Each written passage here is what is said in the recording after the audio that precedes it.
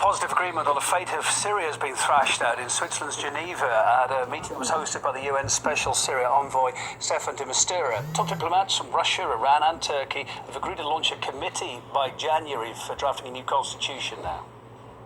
We have a very useful meeting with the Secretary General Special Envoy, agreed to take efforts aimed at convening the first session of the Constitutional Committee in Geneva early next year. These steps will lead to the launch of a viable and lasting Syrian-led, Syrian-owned and UN-facilitated political process. In their closing statement, the three foreign ministers of Russia, Iran and Turkey wrote that they presented the positive results of their consultations on the formation of a Syrian constitutional committee to either rewrite the Syrian constitution or to amend it in order to allow for a wider pan-Syrian presidential election, part of a political resolution to this war that has raged on for so many years. The ministers themselves, from what we saw, were smiling and laughing afterwards. They described their work as, again, positive, and they have committed to seeing the Syrian Constitutional Committee sit for its first session early next year, early 2019. We hope, of course, that they'll be able to do this because this trio that have been working together for several years now, Russia, Iran and Turkey, they've been able to produce results, yield concrete results. We've seen ceasefires in Syria established with their backing. We've seen withdrawals, other deals, de-escalations, demilitarized zones established all over Syria. So there's a lot of optimism going forward that they'll be able to get the rebels, the opposition, and the Syrian government to work together. Earlier on, the Turkish foreign minister, though, did remark that they had seen very little cooperation from the United States and the coalition that it leads. The United States itself has shared its goals, has publicly stated that its aims with regards to Syria have shifted, and it no longer sees unseating President Bashar al-Assad or regime change in Syria as a goal. We're not asking for regime change. We're not asking for the Russians to leave. What we're asking for is a compromise settlement. There's a strong readiness on the part of Western nations not to ante up money for that disaster unless we have some kind of idea that the government is ready to compromise and thus not create yet another horror in the years ahead.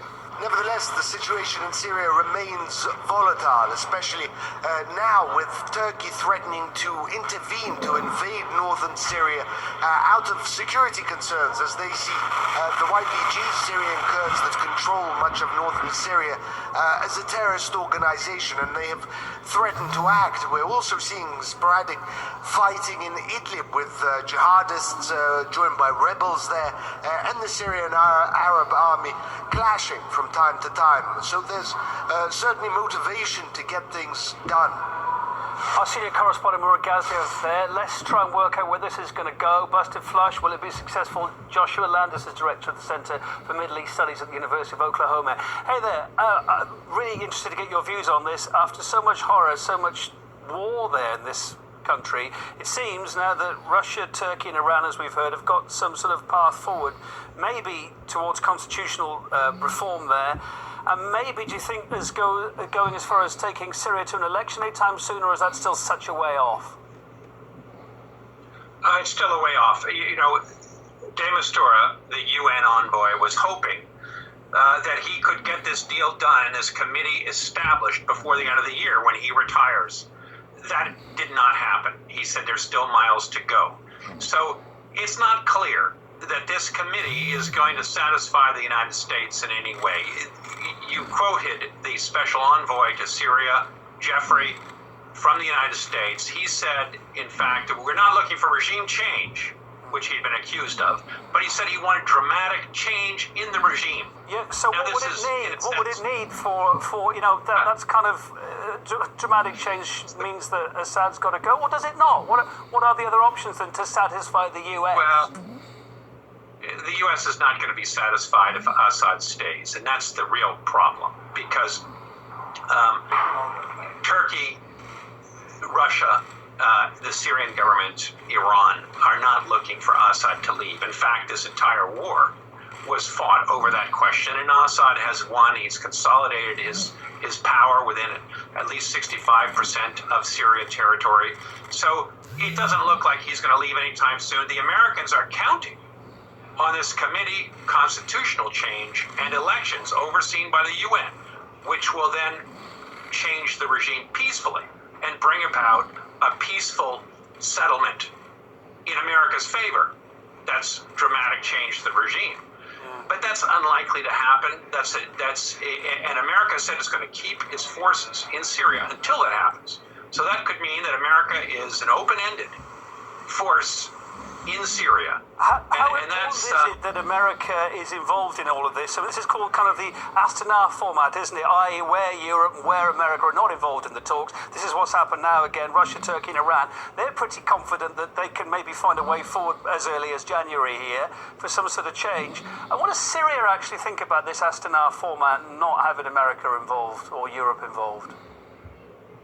Well, Syria, the foreign minister of Syria only a few weeks ago said that no external power is going to rewrite its constitution, that Syria is going to take charge of its own constitutional changes, and it said it's already changed the constitution once, that they've held elections, and from the Syrian point of view, they don't want to be told what to do by outside powers. So it's not clear that this exercise carried out by the UN is going to really make a dramatic change in the way Syria is run. What's your prognosis for that country then for the next 6 months or so as we head into a new year now? Where's it going to go January, February, March, do you think? Well, I think what's going to happen is that President Erdogan of Turkey, who has said that the Americans have to stop arming the Kurds and the YPG in northern Syria, this confrontation is going to escalate because the Americans have doubled down on the Kurds. They are staying in Syria for the long haul. They want dramatic change to the regime. So it's quite clear that there are two very different agendas in the region. There's Turkey, which wants America out. Russia wants America out. Iran wants America out. Syria wants America out. And America wants to stay there. Will this escalate? The question really is, how much does America want to change? Want to stay in Syria? And will it gamble? Will Turkey escalate to find out whether President Trump really is willing to consider the situation? So it doesn't look, although he could be going through a bit of a peaceful time at the moment, it could be all to watch for early next year, see where it's going. Joshua, thanks for your insight on this and your thoughts. It's difficult to know where it's going to go, but you can take an educated guess, can't we? Joshua Landis, Director of the Center for Middle East Studies at the University of Oklahoma. Appreciate it. All right. Barakatah Yahweh. Barakatah Yahweh Shai, Barakatah Yahweh, Barakatah Yahweh Shai, Barakatah Yahweh, Barakatah Yahweh Shai, Call Halayim Yahweh, Bahashem Yahweh Shai, Bahashem Akha Kodash, double honors to the apostles and elders at Great Millstone who taught us this truth. Honors and salutations to all Sincere throughout the four corners of the earth, laboring in honesty, sincerity, charity, sound doctrine, and truth, you know. And to the Akwathium that believe on the true names, the Akwathium and the children that believe on the true names of the Father and the Son, which the Father's name is Yahweh, he exists, and the Son's name is Yahweh Shai, he is the deliverer. All right?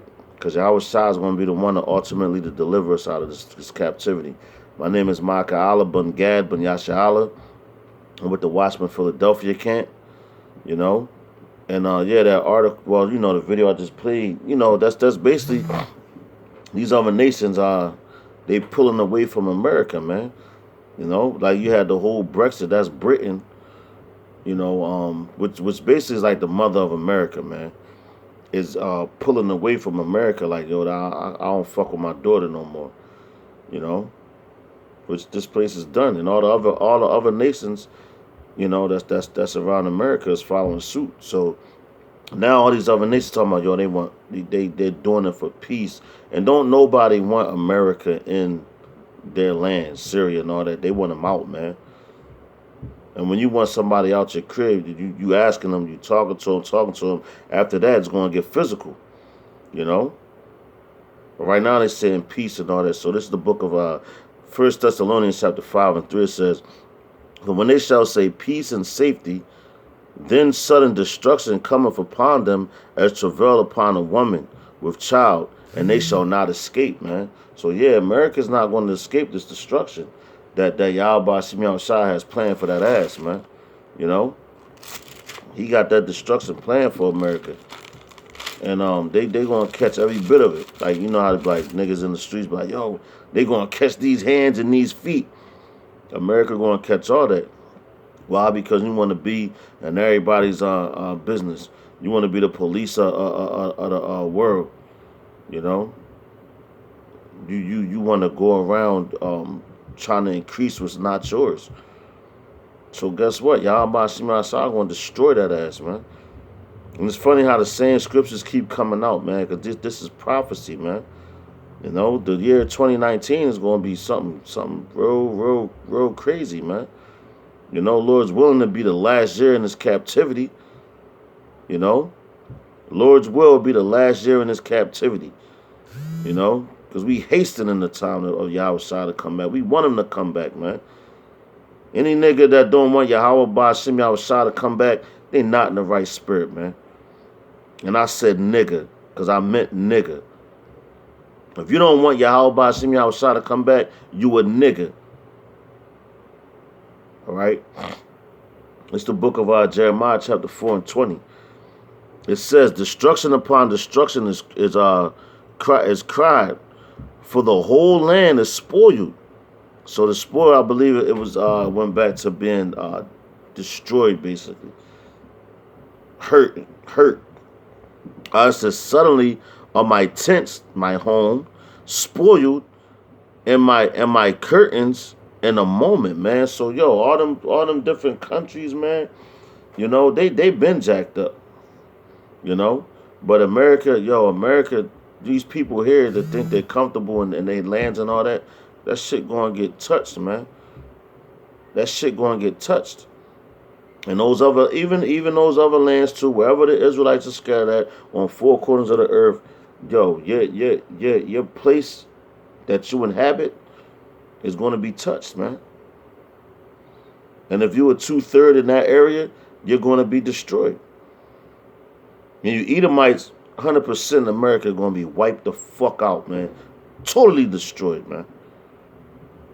You know? Through the spirit and power, Yahweh should be outside, man.